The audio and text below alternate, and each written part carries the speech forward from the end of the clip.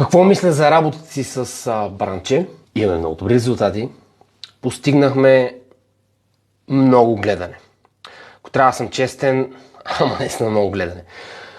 Лично в Фейсбук имах по около милион и половина гледане. Това е само за един месец. 1,5 милиона. И то в 2 или в 3 месеца, които беше най-силно. Общо, ако трябва да сметнем, за целият ми работен процес с тях, работя около година с него, направихме уникални видеоклипчета, заснехме спортния ми лагер, първият спортния лагер, видеото стана уникално. Така че мога само да ви кажа да се доверите с 2 ръце.